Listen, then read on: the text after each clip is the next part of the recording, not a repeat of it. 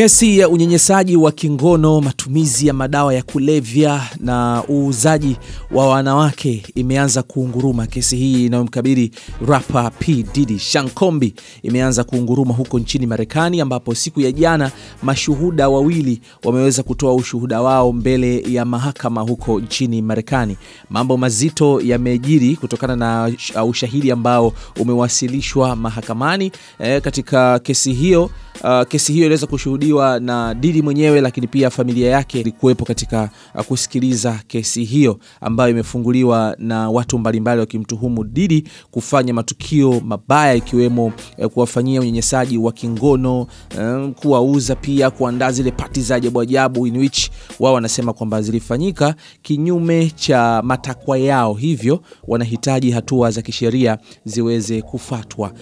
Nimeona mwanasheria wa P Diddy ameweza kueleza kwa upande wake, anayefahamika kwa jina la Gergos. Yeye amefunguka kwamba hawa wanawake wamefungua hizo kesi wakiwa wanahitaji pesa tu, sio kitu kingine. Kama unakumbuka vizuri, mwaka 2023 kesi akiwa ni mpenzi wa Diddy alifungua kesi na alihitaji Diddy amlipe dola za Kimarekani milioni 30, lakini baadaye pia tukaona mtu mwingine, mwanamke mwingine pia alikuja kujitokeza na kuhitaji Diddy amlipe dola milioni 22. Unaweza kuona kwamba yeye anasema kwamba hawa watu walifanya hivi vitu kwa ajili ya tamaa za pesa, lakini kile ambacho alikuwa anakifanya Diddy katika maisha yao halikuwa kosa la ubakaji au ambavyo mahakama inajaribu kutafsiri, kwa sababu ni watu ambao walikuwa wamekubaliana kufanya hivyo vitu ambavyo vilikuwa vinafanyika. Ni watu wazima ambao walikubaliana kufanya vitu ambavyo walivifanya. Hivyo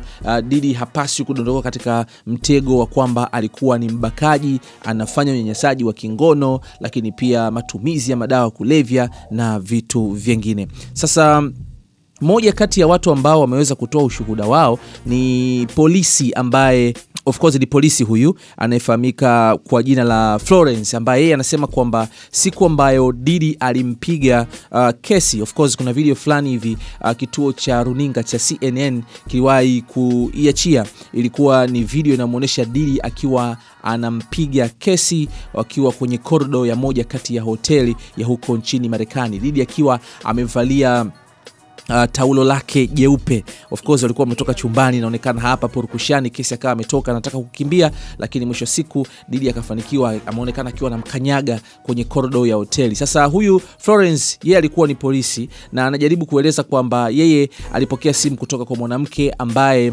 alikuwa ni kesi, akimueleza kwamba anahitaji msaada. Baada ya kufika hapo kweli alikuta Diddy akiwa anamfanyia vitendo sivyo mpenzi wake huyu kesi, na baadaye Florence akiwa kama polisi aliweza kumtetea, na kesi alimwambia huyu Florence kwamba nahitaji kuondoka na wewe, lakini Diddy akamwambia kwamba huwezi kuondoka hapa mpaka mimi niamue. Mwisho siku baadaye Florence anasema kwamba Diddy alimtolea dola 100 ikiwa kama hongo kwamba asiende kumwambia mtu yoyote kwa kile ambacho kilikuwa kimetokea. Lakini mwisho wa siku kama unavyoona, Florence anasema kwamba yeye alikataa ile pesa, lakini mwisho wa siku kesi imefika na amekuwa kama shuhuda wa tukio hilo. Lakini pia kuna jamaa mwingine ambaye yeye alikuwa ni stripper, yani wale wanaume ambao wanajiuza, anayefahamika kwa jina la Daniel Phillip, ambaye yeye ameelezea jinsi ambavyo alilipwa pesa kuanzia dola 700 mpaka dola 6,000 na rapa huyu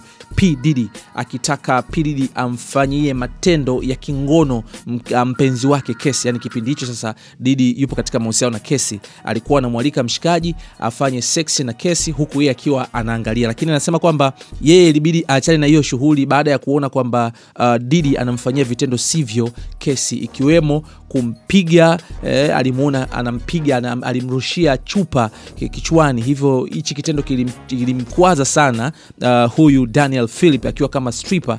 Akasema kwamba kuanzia hapo akaachana kabisa na mambo ya kufanya biashara na Diddy, ambayo kimsingi anaona kabisa kwamba matendo ya Diddy yalikuwa ni matendo ya kinyama sana, sio matendo ya kibinadamu. So hawa ni watu wawili ambao wameweza kutoa ushuhuda wa kile ambacho kina face Diddy sasa hivi mahakamani, na leo hii inataja kwamba kesi ataenda kutoa ushahidi wake pia na yeye akiwa kama mtu ambaye amepeleka hiyo kesi mahakamani, moja kati ya watu ambao wamemshtaki Diddy mahakamani, au sio? Mimi nitaendelea kukupa update kwa kile ambacho kinaendelea kwenye kesi hii ya Diddy. Of course ni kitu ambacho kiko interested sana ukifuatilia hii kesi. Kuna vitu vingi ambavyo vinajaribu kuelezwa hapa, vitu ambavyo Diddy alikuwa anavifanya huko nyuma. Sasa tutafahamu ndani ya wiki hizo 8 nani ambaye atashinda hii kesi. Diddy atatoboa kwenye hii kesi au hawa ambao wameshtaki wataweza kupata haki yao ambayo walikuwa wanahitaji